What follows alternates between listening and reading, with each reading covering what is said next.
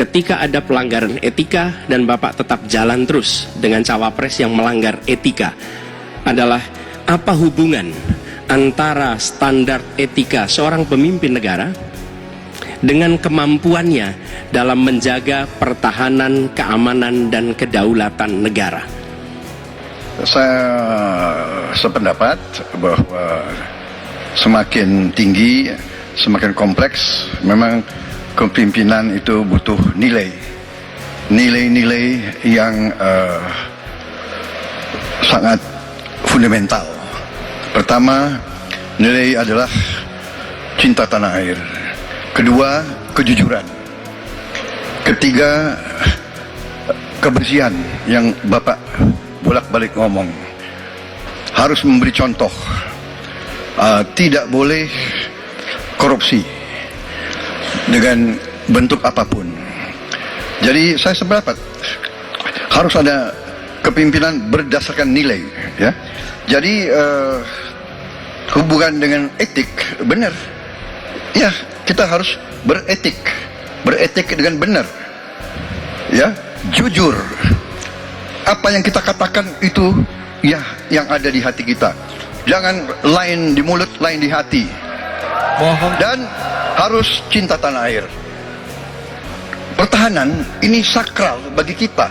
Ini menyangkut keselamatan kita. Jangan karena ambisi pribadi kita menghasut dan menyesatkan rakyat.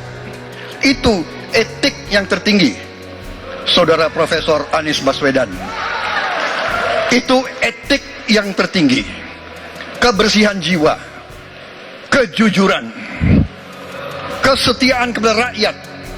Sekali lagi, jangan karena ambisi pribadi kita menyesatkan rakyat, kita menghasut rakyat, kita membahayakan pertahanan keamanan rakyat. Kasihan prajurit-prajurit yang sedang berjuang untuk menjaga kita, polisi-polisi yang menjaga kita. Kasihan kalau ada calon-calon pemimpin yang kerjanya hanya menghasut saja. Berapa skor yang Bapak berikan atas kinerja Kementerian Pertahanan yang dipimpin oleh Bapak Prabowo? 5. Menurut saya skornya justru di bawah 5, Mas Ganjar. Kalau 5 itu ketinggian, Mas Ganjar. Mas Anies gak usah takut. Disebut aja angkanya berapa gitu loh. Kayak saya gitu loh. Jangan di bawah 5, sebut aja berapa. 11, Mas. Dari 100.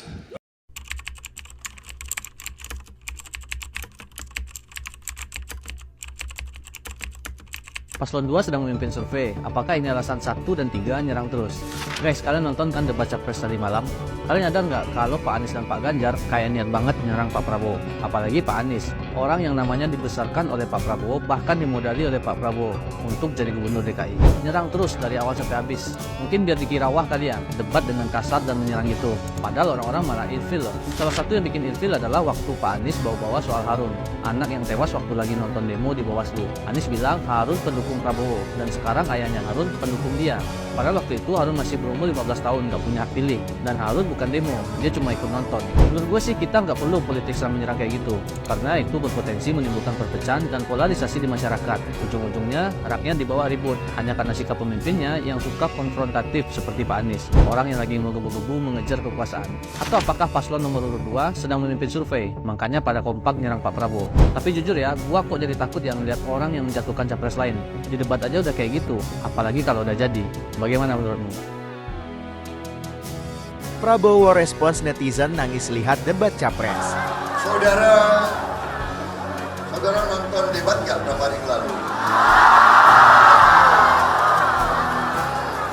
Saudara-saudara,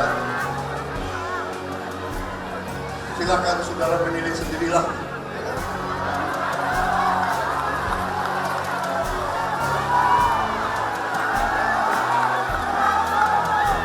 Saudara-saudara, bangsa Indonesia, rakyat Indonesia, negara keempat terbesar di dunia, negara yang begini kaya, sepantasnya lah mendapat pemimpin yang arif dan bijaksana. Sepantasnya menerima pemimpin yang jujur, yang lurus, pemimpin pemimpin yang selalu berpikir rakyat, bangsa.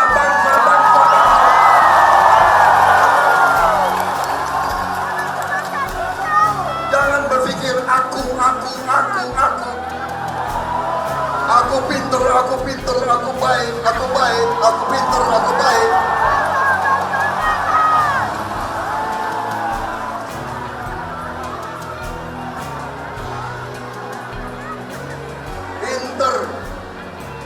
Pinter di mulut, lain di hati.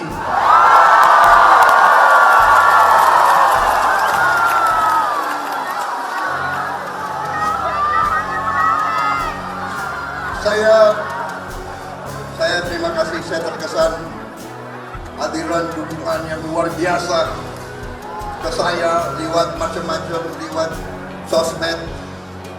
Luar biasa, saya terharu. Saya lihat banyak emak-emak juga keluar air mata itu.